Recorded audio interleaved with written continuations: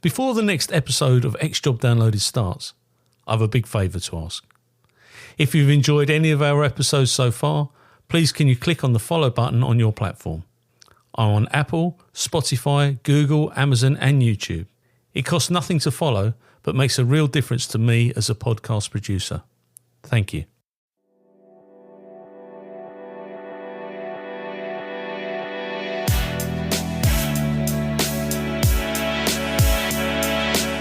My name is Paul Maleary, and for 30 years I served with Essex Police.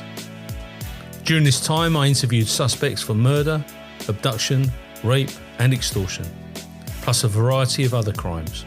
Now I interview former police and military personnel and anybody else who has an interesting story to tell. Sit back and listen to X Job Downloaded.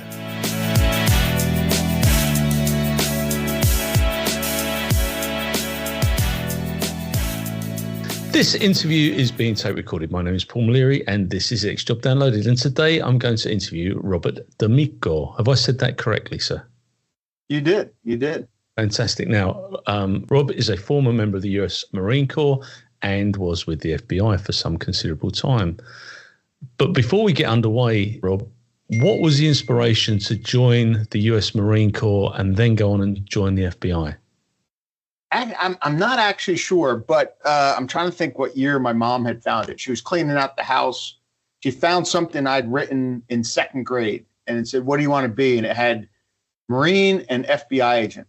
I assume I saw a movie about the Marines. I don't know if I don't remember watching a TV show back then about FBI. So I don't know exactly what, why it was so specific. But I forget what year she found that. And obviously, I ended up doing both. I actually wanted to go in the Marines first. I wanted to enlist out of high school. My parents wanted me to go to college. So the compromise was I enlisted in the reserves. I go to boot camp after high school, like the day after high school. I went to boot camp and then finished boot camp, went right to Ohio to go to college there and then be in the reserves. So I went to college. I majored in accounting because I knew the Bureau liked accounting majors. Oh, wow. And I sucked at English. So math was my better skill. So majored in accounting. And then that was the backdrop because obviously the Bureau hires a lot of accountants and lawyers. So that was one thing I knew. So went on active duty after college in the Marines as an officer. And then in 1992, had to augment to get on active duty. The Marine Corps was cutting back. I didn't. So I went back in the reserves with the Marines. And then we ended up training with the FBI down in Mobile, Alabama, where my reserve unit was. And then they'd been on a hiring freeze, so I couldn't apply. And then in 1995, they opened up hiring. And I was quickly hired at being a Marine officer, accounting background, already having a clearance type of thing. So that started my Bureau career. So you joined as a reserve, then you went into regular service, and then you went back into the reserves. Was there a difference between the two, going from reserve into? Yeah, there is. Now the wars after 9/11, active duty reserve guys did so much active duty in war zones that it kind of meshed the two a bit. But before, like reserves was 1 weekend a month, 2 weeks in the summer, except for the guys that were getting off active duty and then going into the reserves. It was a different mindset. It was a different type of thing, but you still learn a bunch that way. The second reserve unit I went to was reconnaissance. So a lot of those guys had come off active duty, hadn't been recon Marines, and then were still doing it. And they traveled across the country because there's only a couple recon units in the reserves. So it was a little bit different there, but really after 9/11, the reserves and their experience changed dramatically. And how did the FBI and the Marines work together? Did they give you time to undertake active duty? Or? So when I first joined the Bureau, they made you resign your commission or any of your status as even a reservist. When Hoover was in charge, he moved everyone like every 3 years because he did not want his people to get loyal to a community. He didn't want them to get homesteaded. He wanted them loyalty solely to the Bureau. So he also made it a policy that you couldn't do any reserve duty as an FBI agent because you were, quote, critical in national security. Right. So at the academy, they stood over you and made you sign your resignation to this back to whatever service you were in. So I did that in the FBI academy, and like 6 months later, I'm down in Miami. I'm in my first office, and the Marine Corps sends me correspondence saying, "Did you request to resign or something?" And since I didn't have this academy staff over me, I said no, and I ended up doing reserve duty for points. Like I already had, like I ended up volunteering at Southern Command, which was down in Miami. I had all the clearances because I was a weapons of mass destruction liaison between the military command and the field office. So I had some people in there, and there's this Marine gunnery sergeant in the admin side who got me orders with no, like I couldn't be recalled. It was voluntary. I was doing it for points, but it was totally against bureau policy. Wow. There was a couple other people I found out that were doing that. But after 9/11, the way that the military changed how, when you got released from active duty, you still had an obligation for the reserves because of the wars going on. Yeah. And if the Bureau, it was against Bureau policy. So if the Bureau wanted to take anyone from the military, they really had to change their policy. Hoover wasn't there. People started looking at it and said, this is dumb. We want people from the military. So now you can actively do both reserves and FBI. You can go on active duty. You can do a year. You still get promoted. It's a great program. Unfortunately, it wasn't around when I started doing it. I was actually working at the Pentagon because I got transferred to Quantico on the hostage rescue team. So I took my reserve duty to the Pentagon. I found the special ops division guys that I knew, went in there. Again, they don't have many reservists with TSSCI clearances. I said, hey, I'm willing to do this for just points, no pay. And I started doing that before 9/11. And then after 9/11, I was sneaking off. I'd work a full day work. I'd go up to the Pentagon, throw on my uniform. And one time there was a big VTC with the Bureau, video teleconference with the Bureau. And I was in uniform and they wanted me in it. So I'm thinking, oh my God, if someone in the Bureau sees me standing there in this Marine Corps major's uniform, you're going to be like, what the hell? Like, it was one of those. So I kind of stood, like I saw where the camera was. I made sure I stood behind someone as that was going on. So were you attached to the Pentagon when 9/11 took place? No, I was actually the hostage rescue team. Most of us were on the West Coast training. We were getting ready to do this big training event. And what it happened was I was one of the new guys. So I was watching the gear overnight. These techs come in and they're rushing around. And they're like panicking, trying to find stuff to set up a command post. And we're like, me and the other guy, like, what do you mean command post? Like, because we were having some congressmen coming out to watch us train the next day. And we're like, and then they're like, you guys don't know. And they threw on one of the satellite TVs and they showed us a plane flying into the Trade Center. Wow. So United actually donated a plane to the FBI to get us home because here's half the country's national level counterterrorism team on the West Coast. So United donated a 757, I think it was. A couple of generals that were stuck on the West Coast met us at the San Francisco airport, and we took off. We actually flew over the Pentagon flying in. Wow. And I looked out the plane, and I'm like, God, I hope someone told them that, this is a good plane, because there's no other commercial aircraft in the air. No. We had F-16 escorts, I think, the whole way to make sure that we didn't deviate, But when I looked at the Pentagon as we flew it over, I could tell where we saw smoldering, and that was where my reserve office was.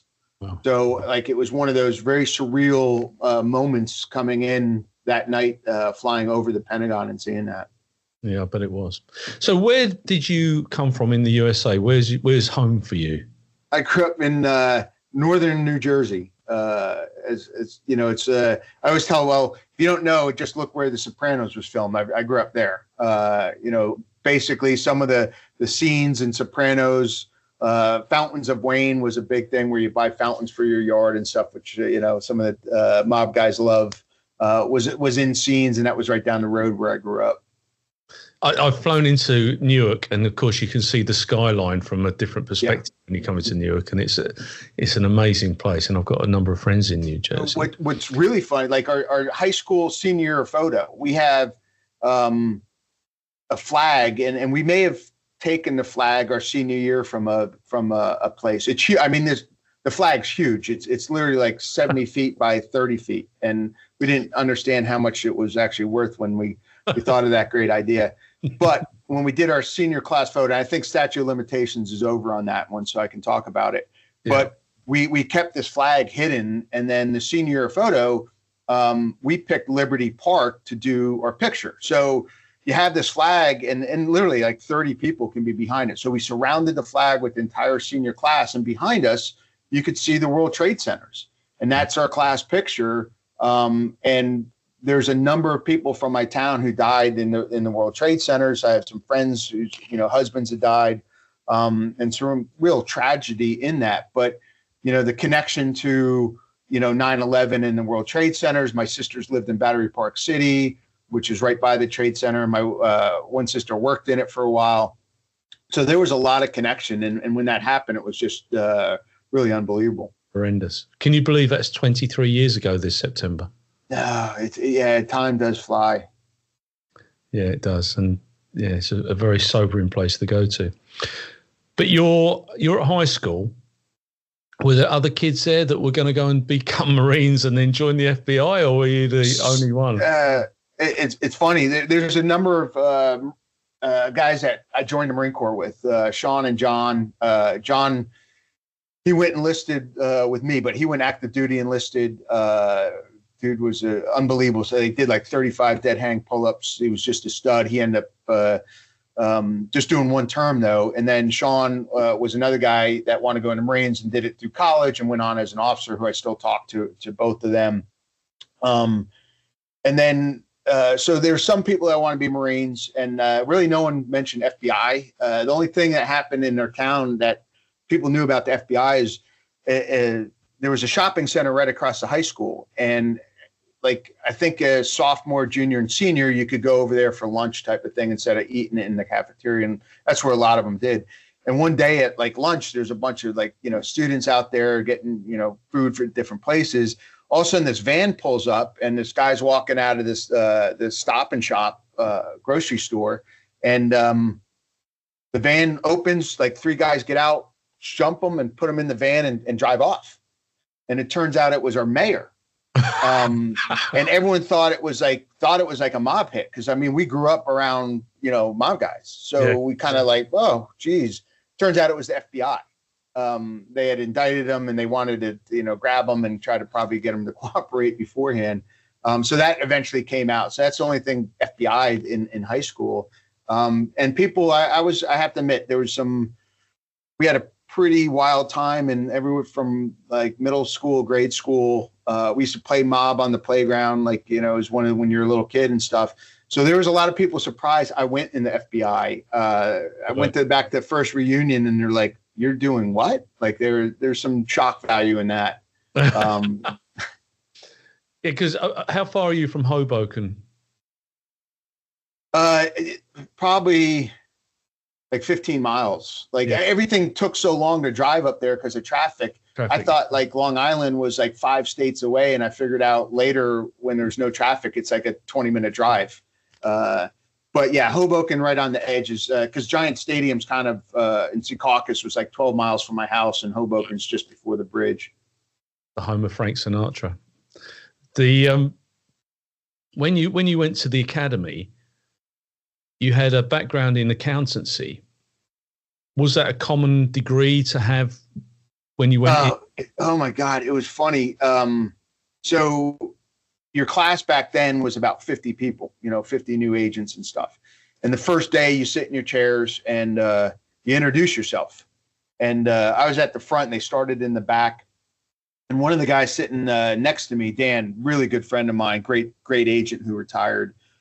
He was suite mates with me. So your room had 2 people in it, and then there was a connecting bathroom. There's another room with 2 people. So you either had a roommate or a suite mate. So Dan was a suite mate, and he's a special forces captain, coming out. He's a Green Beret, so we're talking, we're getting along. They start introducing themselves, and, the Bureau just gone on a hiring freeze for like 3 years. So they haven't hired anyone new. So we had Harvard law grads. We had a guy who had like 3 master's degree.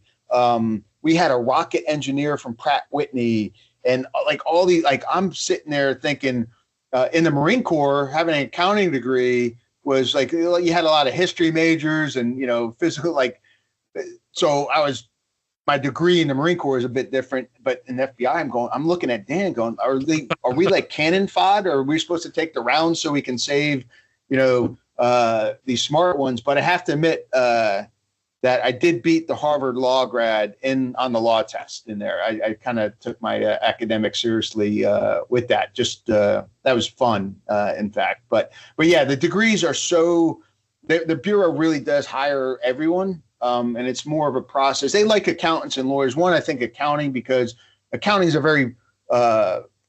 it's a process. How do you do audits and stuff like that? Same thing as investigation. Everyone thinks, it's to follow the money. I don't think it's totally to follow money. I think it's the process of accounting and how we, logically go through something to look where money's missing. And then obviously lawyers, because you understand the law to a point. But they really do hire totally across. They used to hire a lot of former military and cops. I think that's gone up and down depending on what folks are with. I think big one now, cyber, and if you can speak languages as a secondary, like your major degree. But some of the folks that come in the Bureau have crazy backgrounds, and they just dive in. It doesn't mean that's what they're going to do. It's just the diversity of who applies. And of course, next to Quantico, you've got the Marine Corps, because I remember turning up there and we went to the wrong Quantico. You've got there's a golf course and there's the Marine Corps. But what was that like when you turned up at Quantico? Because you've got that iconic site where Silence of the Lambs was filmed and all that. What was that like going there? Are you like in my head somehow? Because I have a Silence of the Lambs story. So as a Marine officer, you do your basic training. It's called the basic school. It's right there at Quantico. And it's actually on the side. It's just down the road from the FBI Academy. So I went there in 1989. I was there as a second lieutenant, 6 months of the basic school. And then if you were going infantry, you stayed there for another 3 months to do this infantry officers course. And if you do those, you're in the woods all the time. Like you're like, and the woods surrounding the FBI Academy, there's a bunch of training there and you see Marines and blah, blah, blah. So at one point we're running the Marine Corps endurance course, which is an obstacle course followed by this long endurance course. And we used to run it all the time. And one day we're running and we see this yellow tape and everyone blocked off and we're like, then we see movie cameras, and we're like, they're filming Silence of the Lambs when I was a second lieutenant. So another story came up because we didn't know they called that the Yellow Brick Road. That was a Marine Corps endurance course. We ran it all the time, but it's also the FBI's Yellow Brick Road. We couldn't figure out why these bricks were painted yellow when we were in the Marines. Now I obviously know.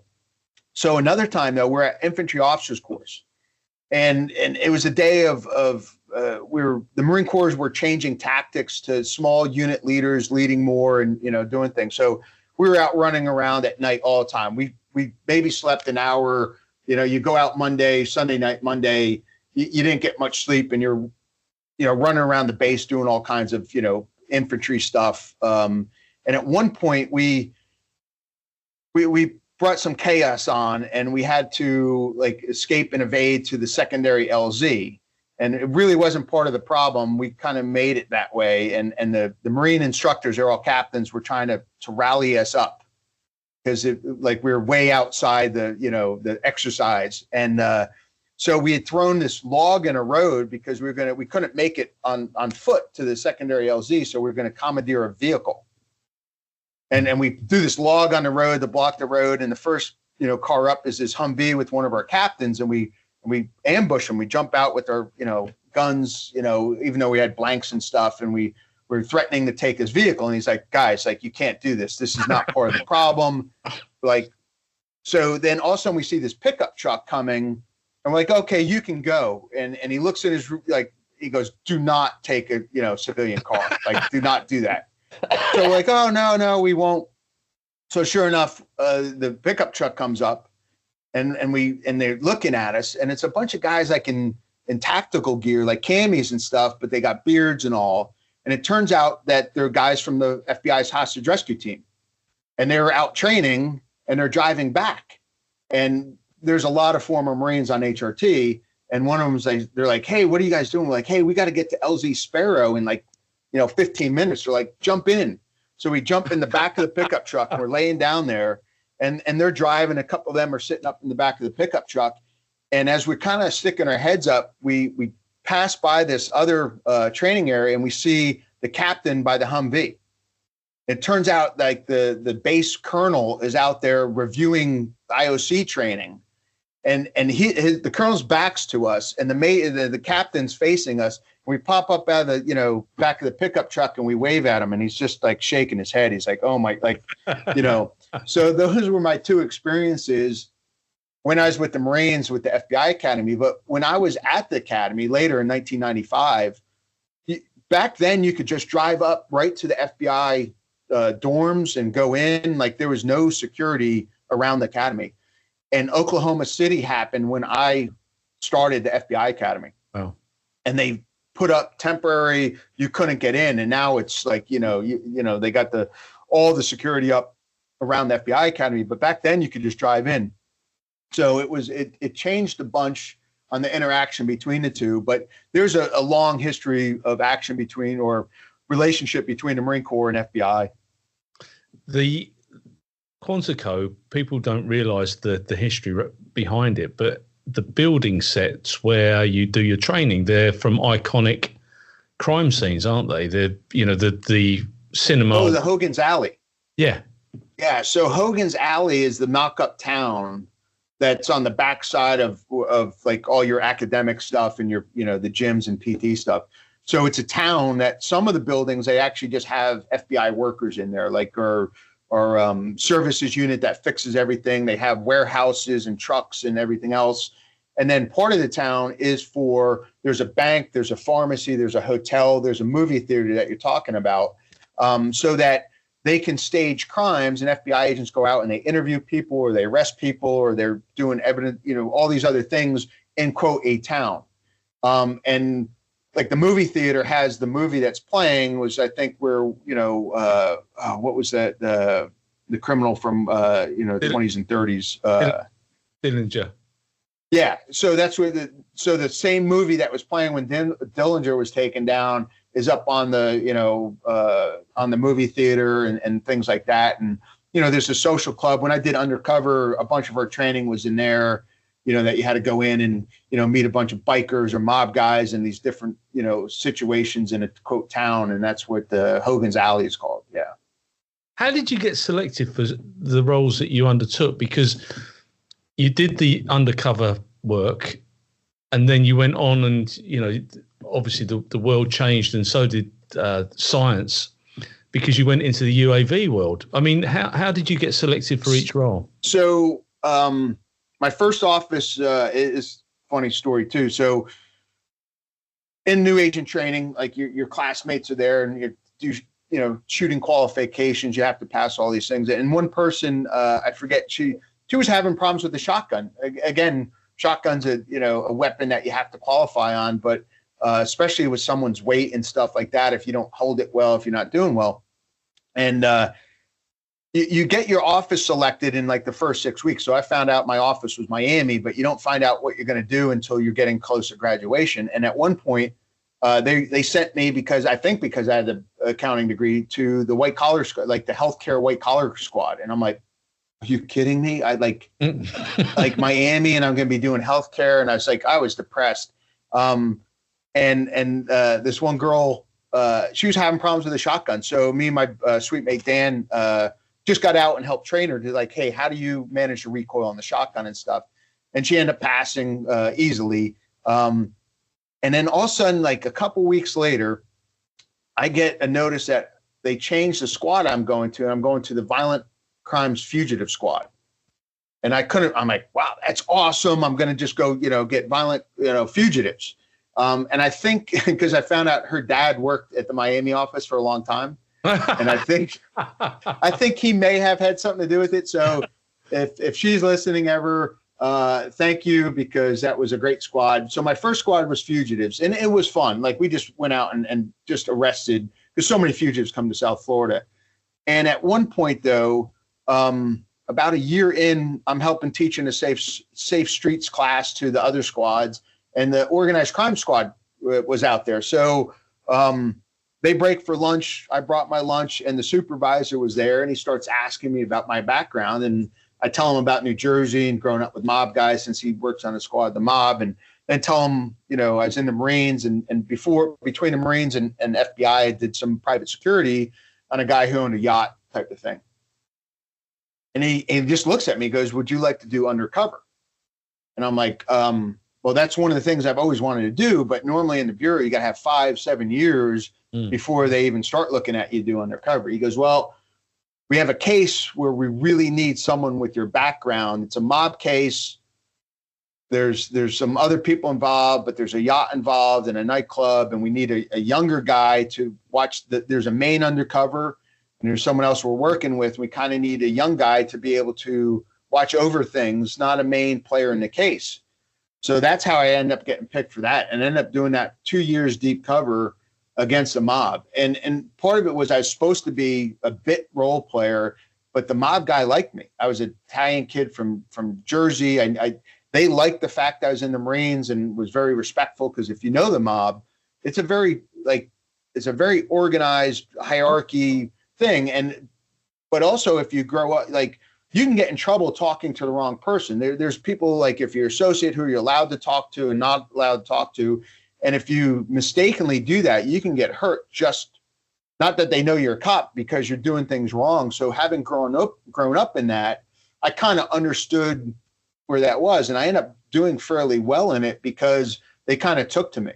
The main undercover, he only came in a couple weeks a month, if that. And I was taking care of his yacht, his nightclub, and all this other stuff. So we ended up doing more and more. And that was really kind of unheard of, doing it that young, because I ended up interviewing with Joe Pistone, the whole book, Donnie Brasco.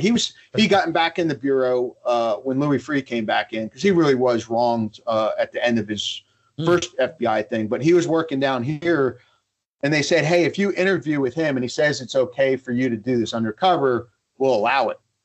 And I went in, and he was like, this mob guy, like in this offsite, undercover thing. And we end up, he knew the town I grew up in, because when he was doing his 6 years undercover, his family lived in the town next to me. He actually asked me, "Do you know the girl by the name of blah?" And I won't say her name. And I said, "Yeah, I know her." He goes, "How do you know her?"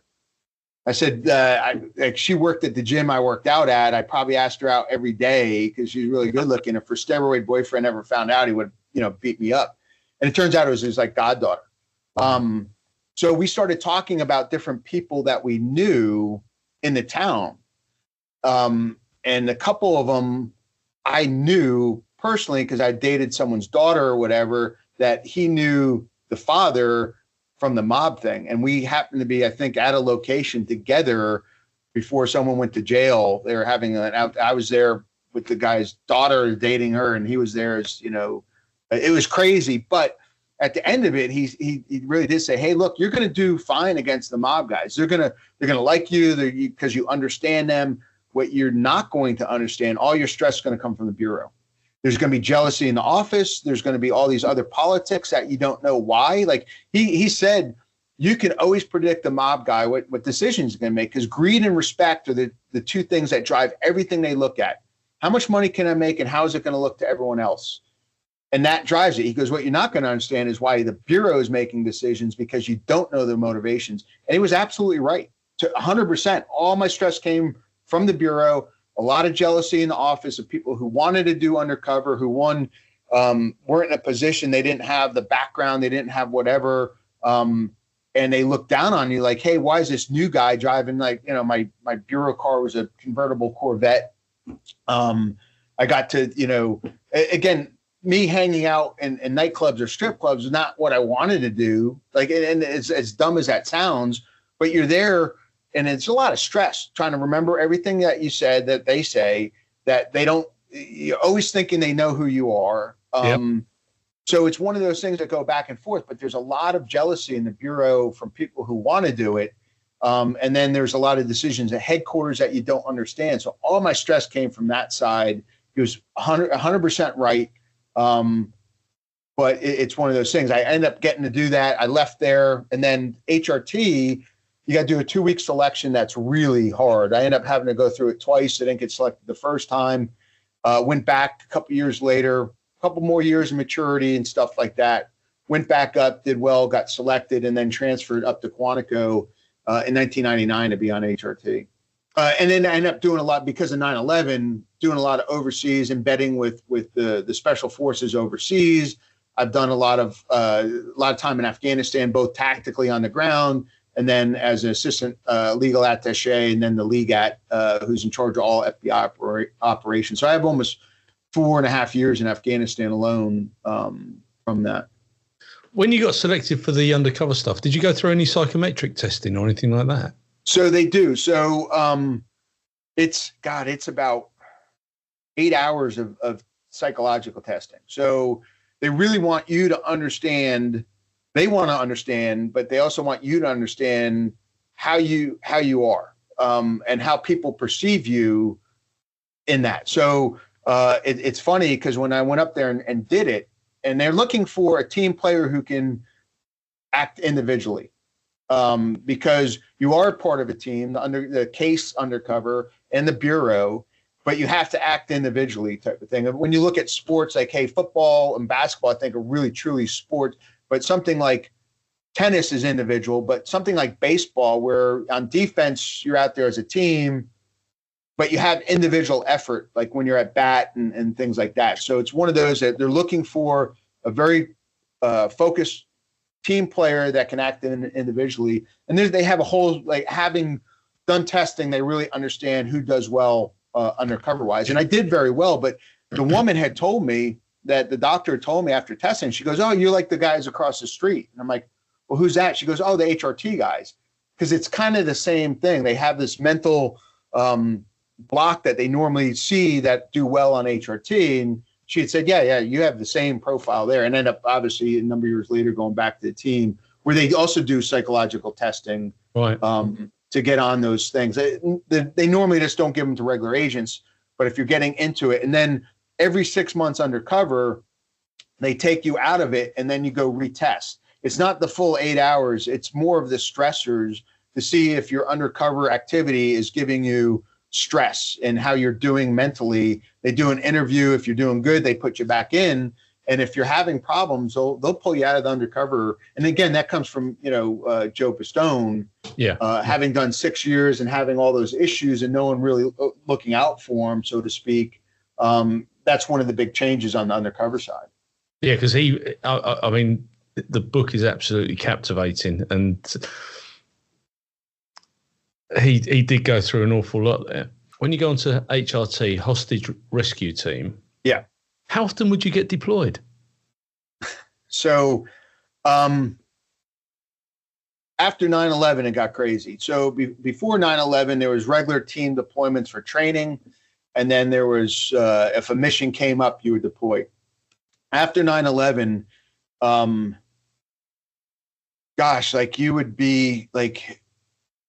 you would get set up to do a deployment. It could be a bigger team deployment. Like in the beginning of Iraq, we were sending big HRT teams to protect agents who were doing other investigations type of stuff. But we're also embedding with the special forces on 1s and 2s to help them do interrogations and sensitive site exploitation is where you find in the beginning, the military would just, like after 9/11, they went in and they would hit a place and they would just collect everything and throw it in a bag. And then people would be going through the bag months later and saying, hey, here's a list of U.S. phone numbers. Who can we talk to? So there was no association between intelligence and a person to talk to. And the Bureau just had a different way of looking things. So we started associating phones and things to people. It got to be a formal process. We taught it a lot, but a lot of times with the SEALs and the SF guys, we would go on target. We'd do some of the SSE, would help with the interrogations. So those were 1 and 2 man deployments with the military, and then the bigger one. So, and I volunteered for all of them.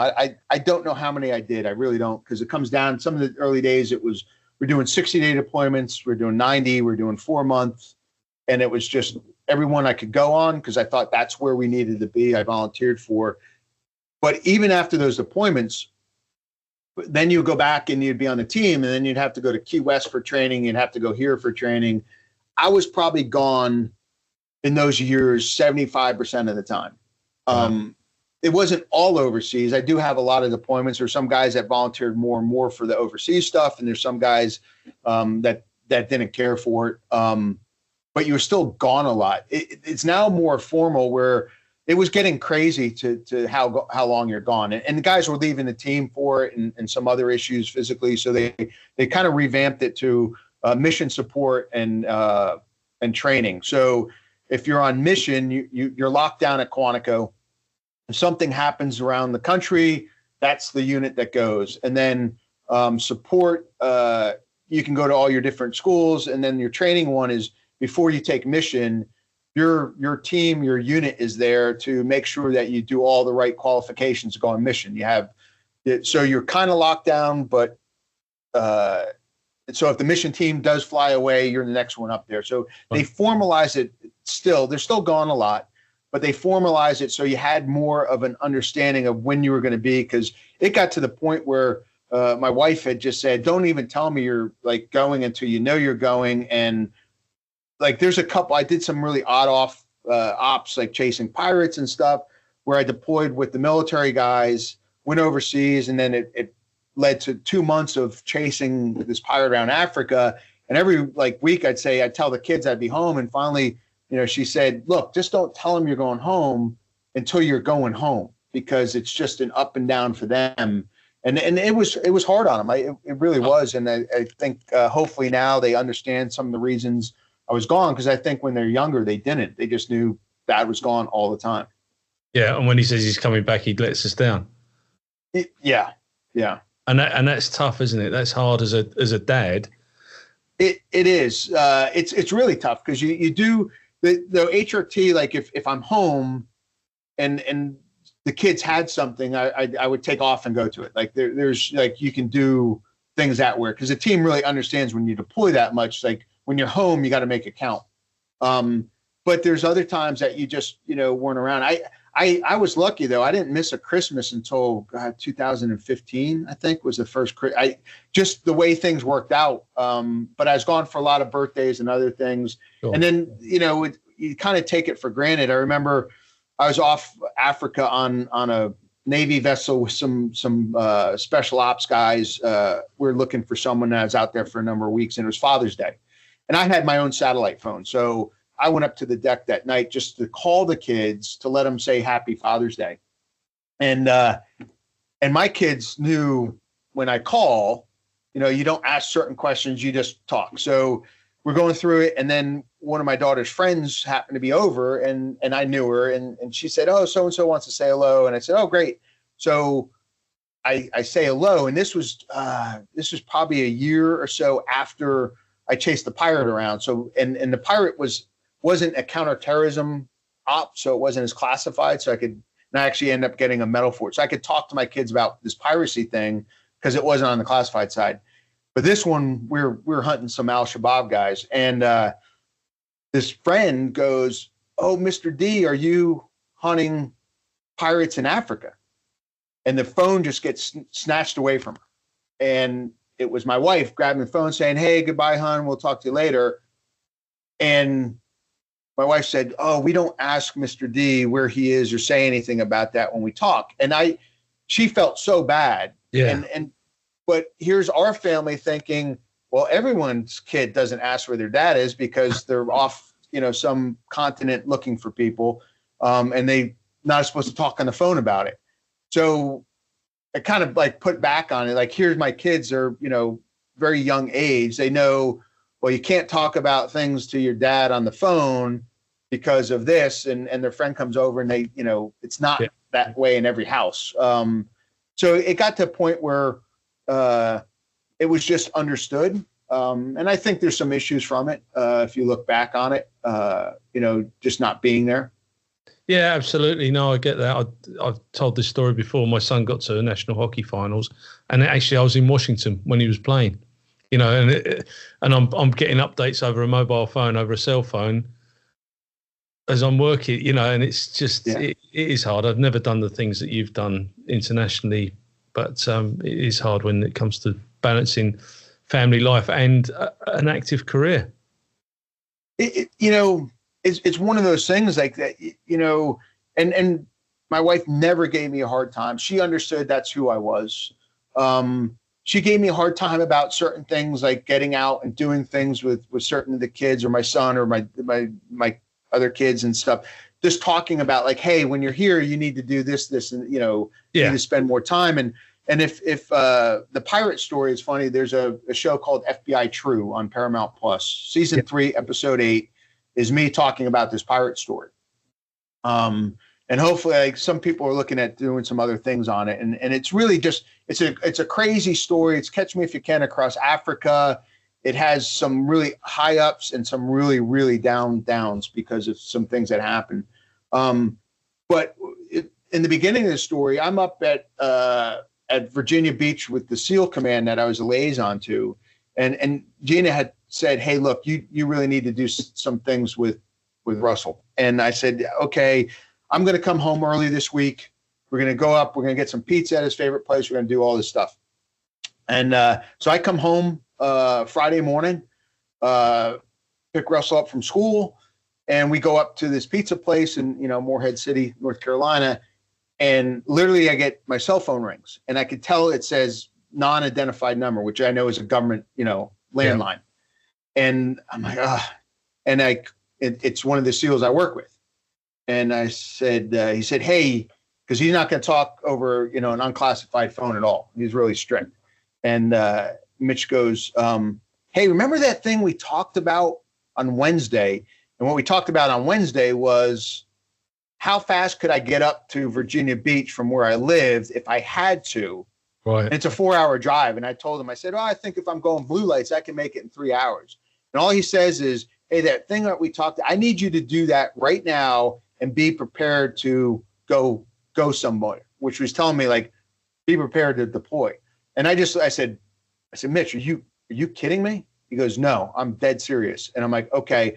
So I hung up with him, called Gina, said, get my work truck ready, put all my clothes and gear that I took out, put it back in. I'm driving Russell home because I have my personal vehicle. I said, I have to go. She never gave me a hard time. When it was work, it was work. Yeah.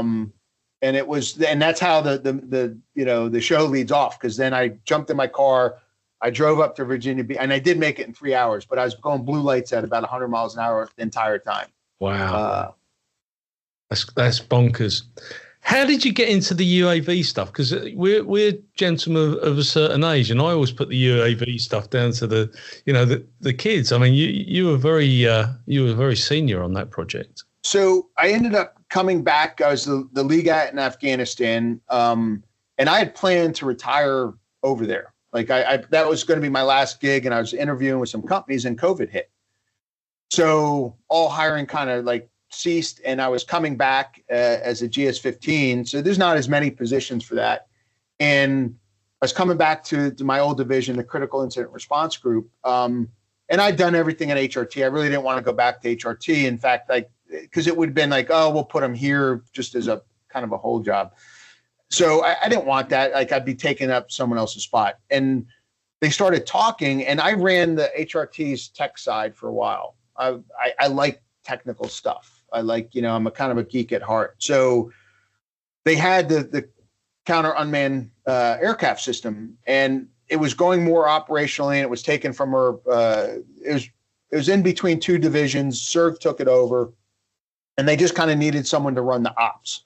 There's a policy side. I'm not a great policy person, but I like getting out there. So they asked me, said, hey, look, do you want to take over as kind of like ops chief for this counter unmanned drone?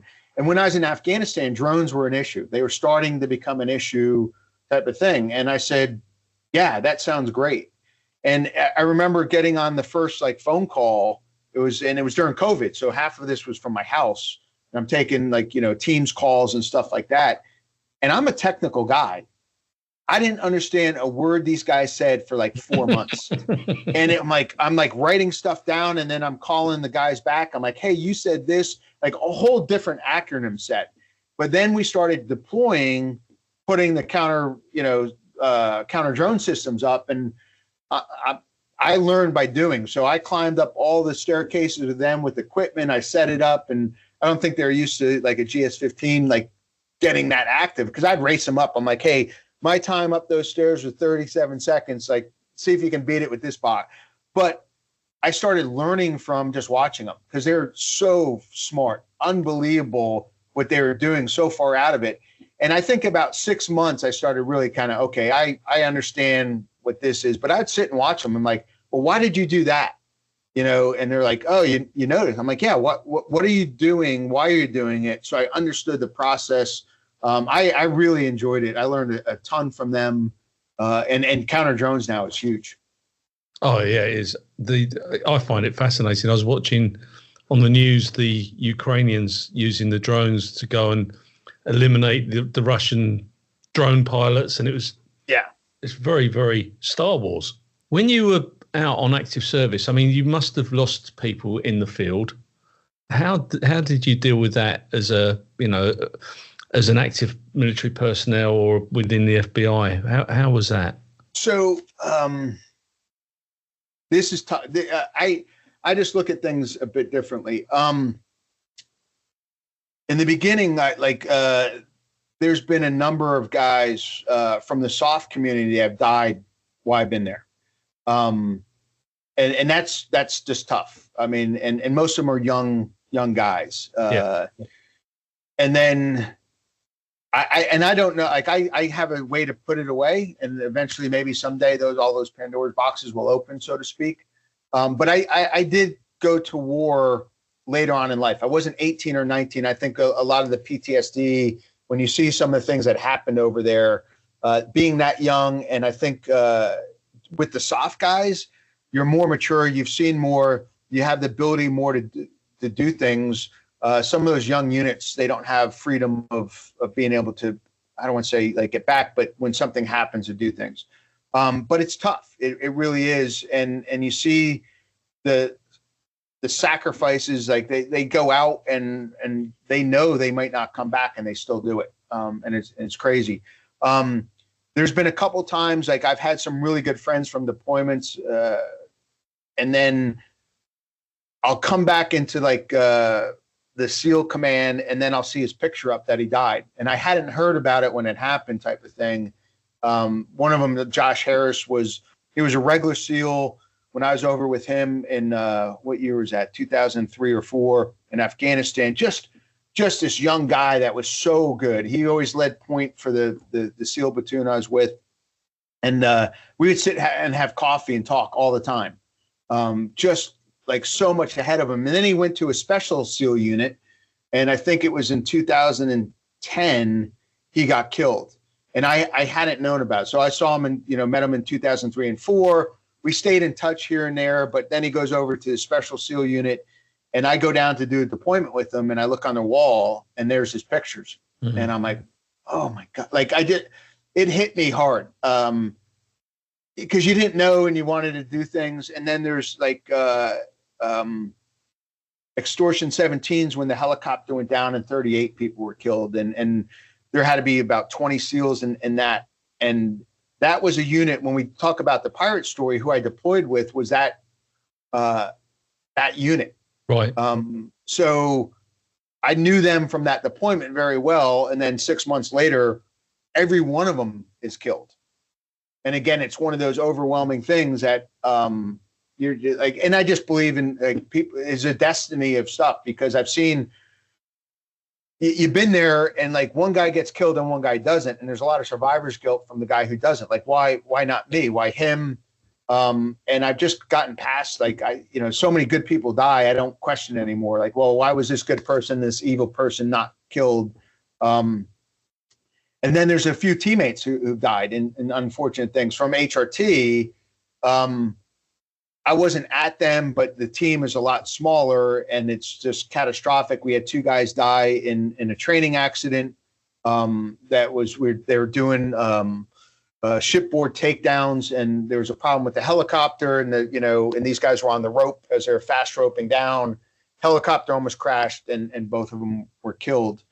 And that's unbelievable, again, because it's such a smaller community and tighter that happens. I just got to a point where, like I said, I just deal with it a bit differently. I stop questioning what I can't control. And I look at it, if it was me, and this, well, it sounds odd, but at least they died doing something they love, because I know they all love doing that. That doesn't take that back from the family not being able to be there, but it's an understanding, like if that happened to me, what I would kind of want. And I think a lot of guys in these type of units kind of understand that it's their choice. They volunteer a number of times to get where they're going.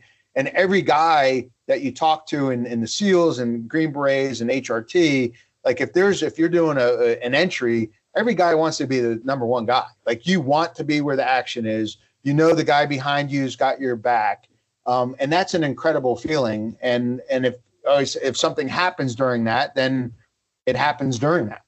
Yeah, absolutely. And they're professional military or law enforcement, and they know the risks that are wrapped around it. You know, firearms, and certainly within the states, we a lot less. Although we did remember the death of Ian Dybell yesterday, who was a colleague of mine who was off duty, challenged somebody with a gun and was shot. And we don't carry guns. You know, that's the bottom line. Some of the tougher ones though too, or that you don't hear as much about, the guy who retires and then dies shortly after retiring. You know, Mark Giuliano is a former deputy director of the FBI, phenomenal leader, just a great guy. And he had an unbelievably great job, and just passed away. And I don't know, still haven't heard, what from, but here, his daughter, I think, just got married, and this is this what you work for so that you can retire, and the grandkids, and they don't get to have that. And it's one of those things that you're like, if you look back on it, would he have worked less knowing that? And absolutely, it's the same thing with all the other things. But you can't undo it. You can't change who you were and what you did. I think though, it's like when you go over to Iraq and Afghanistan, you appreciate the small things. You appreciate being able to do the really little things. And when you get back, you see people that don't appreciate it. There's some hard feelings back. I think that's some of the things that you see with the soldiers and stuff coming back, because when absent it, you appreciate it. So when you have a life and death experience, I think you appreciate the day-to-day things more than the other stuff. Yeah, absolutely. But how do you feel now after, we've handed back power to the terrorists, for want of a better word, but that's what we've done. How do you feel now? Because I lost mates out there. It seems it's quite a hard thing to come to terms with. All those great people lost their lives, to hand back a community to the people that were causing the problems in the first place. You specifically talking about Afghanistan. I think that that's the biggest picture that you're looking for. And I have so many mixed feelings having spent so much time there. And I have some unbelievable friends that are Afghan. Some didn't get out, some got out, some got out way before. I've lost a lot of people, friends, acquaintances in Afghanistan. And for it to go back to the way it was, it's hard. But when you kind of look at, I don't fault anyone overall in general. And you can say that the execution of leaving Afghanistan was horrible. And I don't like to throw politics into things. I always knew after my last deployment, eventually it was going to have to go back. It was an unattainable goal for what people had. And the problem was, like, when you start looking at the deployments, when you deploy someone a year at a time, you can tell they would do great work, and then a year later they're gone. Someone else would have to come in. And it was just one of those things, like, is this the way to really run this war? And it went up and down with Iraq, and Iraq took a lot of resources from it. There's all kinds of things I can talk about with that too. But Afghanistan in general, when you look at the history, it's no surprise how it went. And unfortunately, I think people, didn't take lessons learned. I think there's competing goals of what people wanted from it and what they thought they could achieve, and people get over there and they really want to do the right thing. The enemy knows about patience, though, too. It's one of those things that they understand because they see the history of the U.S. involvement in places. I don't hold it more so like, oh my God, they lost their lives for nothing. They didn't lose it for nothing. They went over for a mission. They were doing things that in support of that, and you're over there protecting your brothers on left and right of you. Like, I mean, when the bullets start flying, like all that upper stuff goes away. You're there for your brother or sister right next to you, and you're doing things that aren't normal because of that. So I'd never say anyone was, died in vain. And you look at all our wars like that to a point. So it's one of those really tough things that you go back and forth on. I think policy-wise, it could have been done better. I think I blame some of the Afghans. Some of the Afghans robbed us blind with the money that they were getting, and it was just for themselves. I also know Afghans that were unbelievably under threat and still doing the right thing, and we're trying to make it a better place. And so it goes back and forth. There's good and bad on every side of the table. And you look at, was it a nationalist war? The Taliban's different from Al Qaeda, different from the Haqqanis, and what, when you really start looking at the micro relationships over there, it gets very, very complicated. I've had some great scholars and journalists really have years and years of time there, kind of clue me in on some things that I never really realized and stuff. Yeah, it's a very interesting subject. And as you say, if you go back a couple of centuries, they were fighting then and they won in a different way. And they returned it back to their family. I never believed, even with Iraq, that our democracy in America is going to be stood up anywhere else. You have to, that's not an achievable goal. No. At all. So if you think you're going to go in and stand at, this other nation up like us, that's not going to work. It's just not going to happen. And if you look at, the problem in Iraq was after World War I, where you took, Sunnis, Shias, and Kurds and tried to make them into one nation state. Who thought that was going to work? So, and the problem stemmed back to it. And then when we oust Saddam, who's a Sunni, we think, okay, we're going to work with the Shias, and then we're going to put them in, and they're going to say, oh, we're going to do it right this time. No, they're like, okay, we're going to pay back for all the stuff that happened to us. Yeah. And the American people just don't get it. But that's thousands of years behind it. And right. It's one of those things. So I don't think, we can just take our democracy and, hey, it's going to work for this place over here. I think that's naive in general. So how did you feel when you handed back your creds, and you still keep yours? We don't. You see, you get a retired badge, don't you? We don't get to keep anything. We don't get a retired badge. We get an ID that says retired. And then if you look back, there is my credentials from when I was on active. Right. And they have holes drilled in it, says retired, and they frame it for you. Okay. So I was ready to retire. The course I'd taken in the Bureau taught me out as a GS-15. I didn't do all the things I needed to be, quote, a senior executive service type person. I was unfortunately looking at job money-wise because I had 4 kids in college. I probably jumped too early to a company I should have understood more and how poorly something was run. But I was ready. It's a young man's game, like HRT, if I did a day of what they're doing, my body would break down. That's a young man's game. I'd done my share of it. And same thing with the Bureau. I think I'd gone to where I really wanted to. I wanted to do more, but I wasn't in a position where I could go up and do something else. So I was at that point. I don't let it identify. And I've seen a couple people say this, as they get out, there's a lot of people that get out because one day you're a special agent, you can carry a gun on a plane, you can do all this stuff. And the next day you're not. And I've seen that with a lot of guys in the SEALs. One day they're a SEAL, and the next day they're a former SEAL, and there's a big difference. Yeah. You have to understand that that's not who you are. It's something that you did, and it's something that shaped you, but it's not your identity. Like I was an FBI agent, and I see it on some people on how they advertise on their LinkedIn and on their, all the other things. Like they just, FBI. It's something I did, and it gives me a perspective, and I share it on podcasts and news things.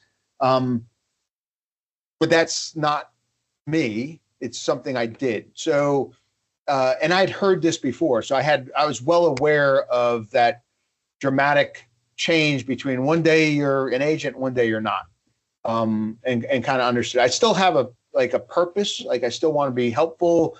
I want to do things for people. I want to be on this certain side of things. But I'm not an FBI agent anymore. But and I love to talk to people about how to get to become an FBI agent, because a lot of people help me. So I'm always willing, even if it's a kid in grade school, I'll talk to them and say, hey, these are the things that you really need to do, because you can do certain things in grade school, high school, and college that will prevent you from being an FBI agent.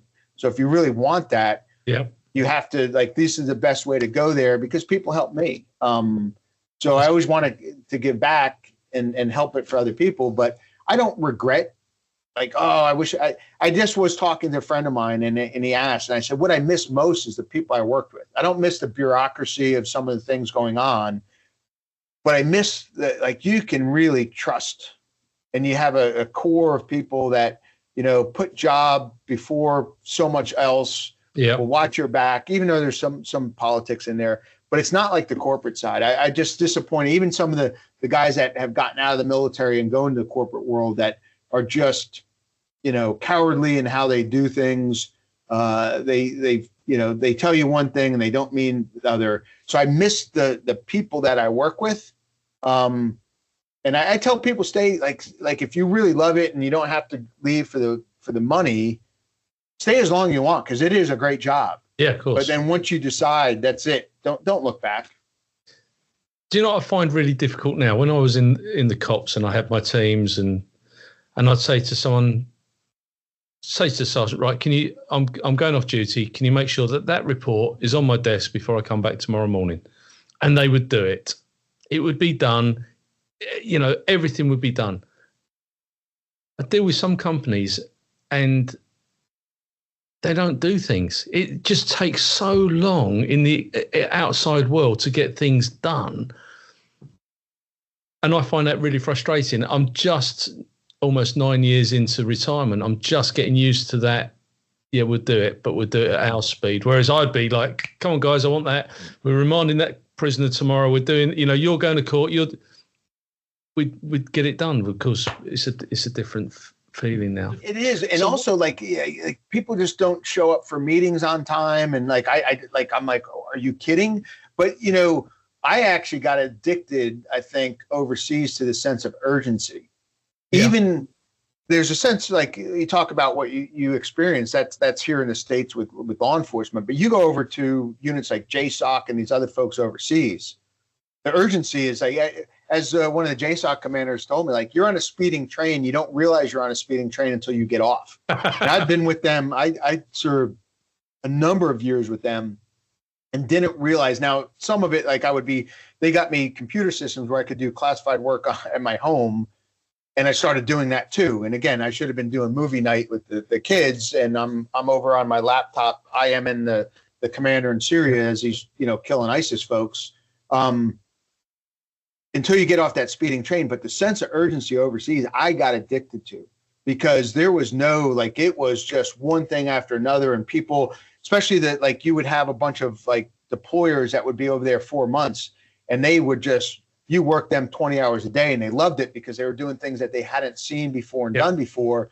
So your entire workforce was like that. And the military guys you're working with, you get addicted to that absolute everything now. And as soon as something happens, entire military staffs jumping on something and making it happen. And that gets addicting. Yeah, I bet it does. So what does the future look like now? You're out. You're still grinding. I'm trying to, after the corporate thing, I kind of want to do it on my terms. Though what I'm finding is like I like doing the news commentary. I like doing the podcasts. I really like, and I think people appreciate the insight that you can give them. And maybe this is where I come back to. I like hearing that, like someone had listened to it and really gained some insight from someone who's done it, who's been there. Say, hey, look, these are the cool little things that you're not seeing, or this is, how it was, or I don't like. I talked to you on the phone. Like some people get on and they sell vapor. Like they're saying stuff and you're like, what are they talking about? And you look at their history and they hadn't even done some of the things that they're talking about. So I like to try to stick to it. Sometimes the news, though, I remember it was a counter-espionage incident. I think it was a National Guard guy that was given, posted secrets or something. And the news said, hey, have you worked counterintelligence? And I said, I've worked at counterintelligence cases, especially when I was an ALAT and a LEGAT, because you work everything. I said, but I wasn't a counterintelligence agent. Like some agents are just counterintelligence back here in the States.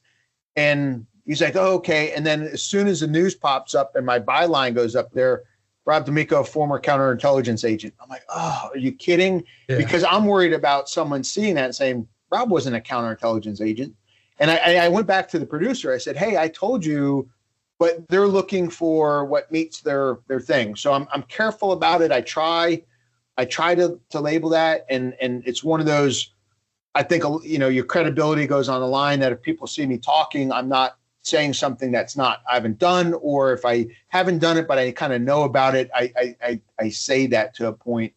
But I do like doing that. And it's one of those things I'm working on a couple, helping a writer with the series that we talked about. And for a long time, it's funny because I never talked about a lot of the stuff I did. And my second youngest was in the car with their friend.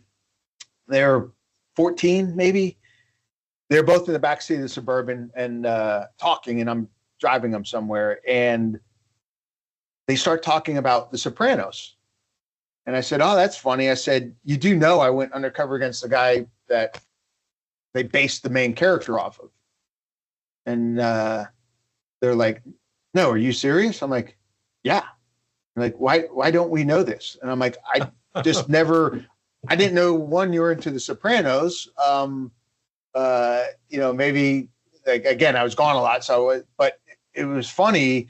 And then some people like the stories. I'm used to being around soft guys that, like, if you're playing cards or you're drinking, everyone's telling a story. Yeah. And some of them, like, I know some guys who've won the Congressional Medal of Honor. So someone said, well, how are you humble with everything you did? I'm like, because I've been around people that have done a lot more than me.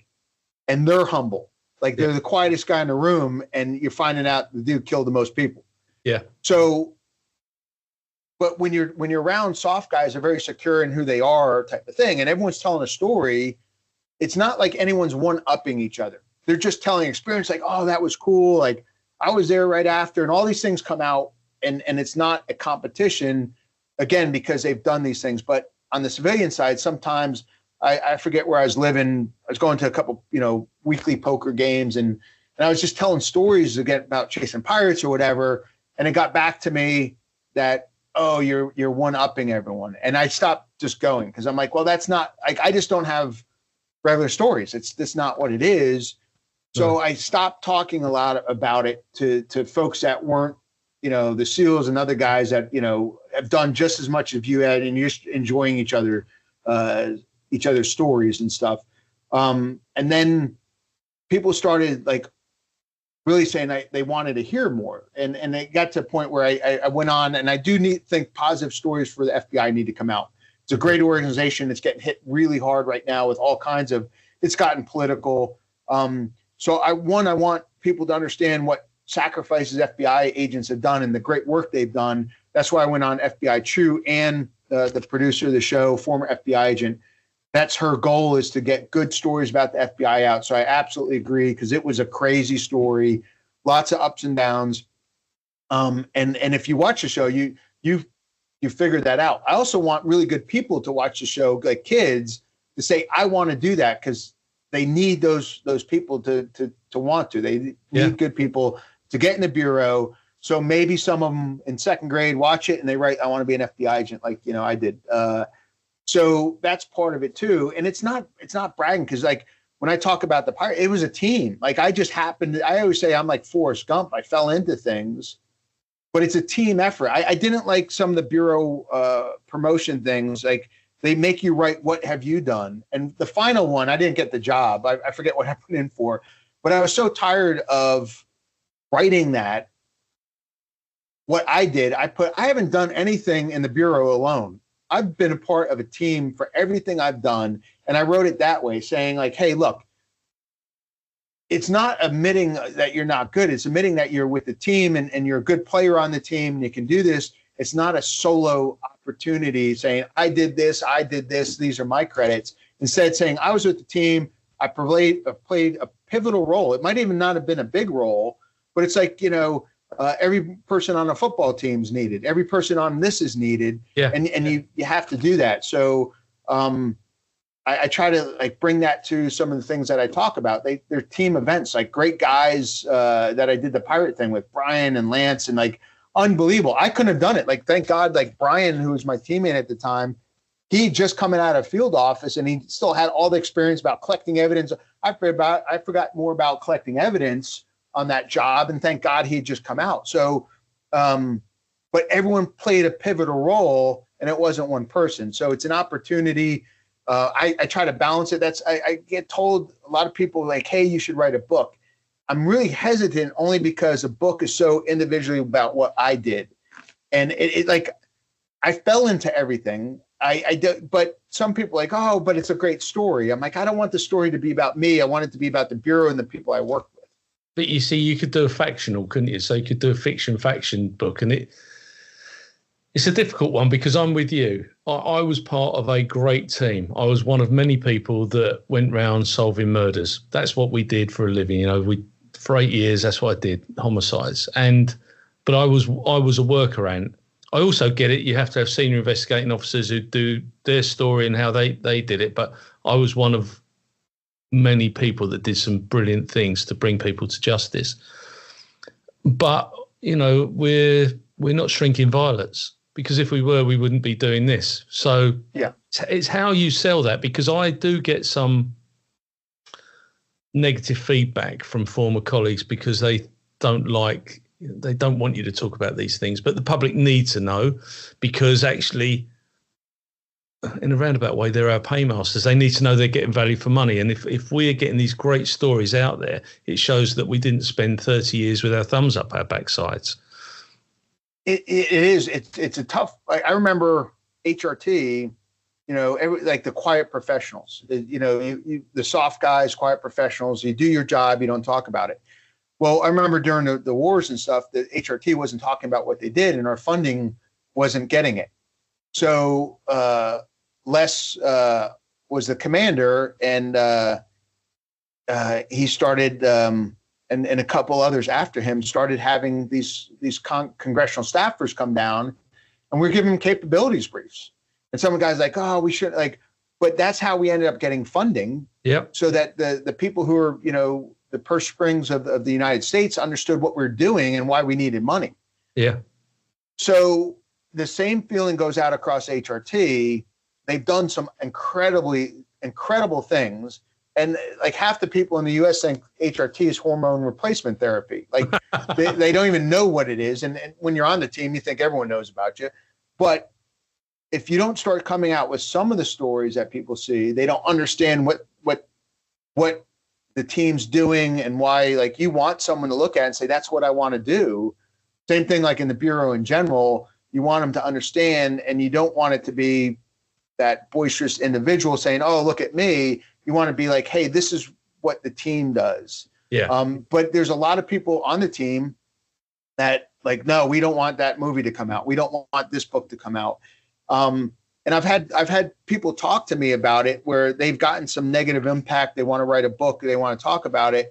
And I said, look, I've read some books, out there. They've done justice. They they've talked well about the team or the FBI, and someone's going to read it and understand it. But it is your experience. Like, if you want to talk about it, if you want to talk about it in all kinds of different ways, I think you should be able to. And like I said, is it boisterous? Like, hey, look what I've done. It all how it comes out. And I said, but it's a personal thing. Like, I think a lot of people get therapy. The more I talk about having been gone from my kids so long, I get feedback from people saying, but during the time after 9/11, we thought that the terrorists were going to invade the country, and you were doing, it was a total, like, it's hard to understand. You were around at 9/11 and what the crazy scenarios that were coming out of what was going to be done, and what we were going overseas to do. I look back on it now, and there's some mistakes that were made, or, whatever. But I thought I was protecting from there, but it's also who I am. I want to be into action. But the more I talk about being gone and how the kids will see it and feel about it, the more therapy for me that I get. So if someone, I just, again, the book is really tough on me because it's so much about, it'd be about me and what I did. And I think a lot of people take that as braggart. Like, I fell into the undercover thing. Like, that wasn't, and I just did what I naturally did type of thing. And then HRT, you volunteer to go there, and how you get picked on certain missions to go and be involved in is just the luck of the dice roll, so to speak. And I worked with, like I said, with phenomenal guys. Someone like said, how do you stay, humble? I'm like, humble? Are you kidding? Like, I literally and I remember I was in Afghanistan, and one of the Army Special Mission Unit guys that I knew, he's like, hey, you see that guy you just talked to him? I'm like, yeah. He's like, yeah, he's about to win the Congressional Medal of Honor. I'm like, are you kidding? And like, no. I'm like, most humble dude in the world who is just like whatever. And that's who you're around. And they'll never tell it to you. Someone else will tell it to you. So, those days of like, hey, if you think, like, if you're running around with these guys, like, they've done unbelievable things. And like I said, that's where sharing the stories is great, because you can hear, you're like, holy cow. And they thought, like, it was funny, like, one of the units I was with at one point, we were talking about something around the campfire. And I just started talking about the undercover stuff. And they thought that was so cool. But I thought what they were doing was cooler than that. And it was one of those back and forth things where you have mutual respect for each other, and you just love hearing some of the things they've done. Yeah, and they are brilliant people. I had a guy on here called Simon Maloney, and he won the CGC, which was the second highest award. And he got shot through the neck, and the bullet came between his windpipe and his Adam's apple in Afghanistan. He got back on the roof, and he shot the man that had shot him. I mean, what? And he had me in tears. I'll be honest with you. He's but they're fantastic people. You're now running your own business. What does that look like, and what do you do for work now? So it's grinding. It's one of those things where I don't have anything, steadily established that you're just grinding for it. I work with also a cyber company. Again, people I trust, former NSA, former agency, all these kind of other acronyms you never even heard of. Crazy smart on the cyber side.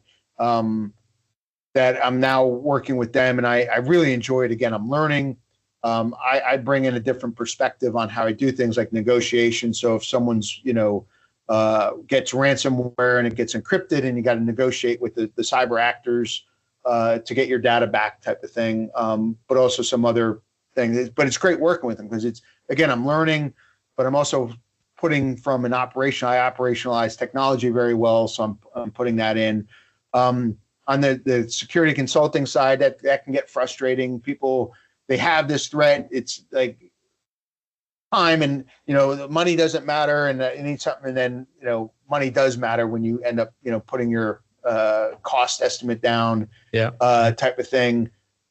But it's one of those things that you're just grinding to get to that point. I have like 8 different pokers in the fire on the media type side.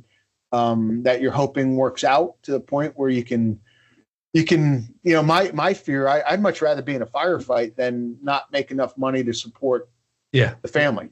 That's where my fear comes from. And it's one of those, I'd much rather jump back into Iraq or Afghanistan than worry about how I'm going to, do the next month financially with a company that's just you. Yeah. So it's one of those things that you're grinding on and on. I think I have some great leads, but nothing happens fast. Especially in the world of Hollywood and, getting a contract signed by a company.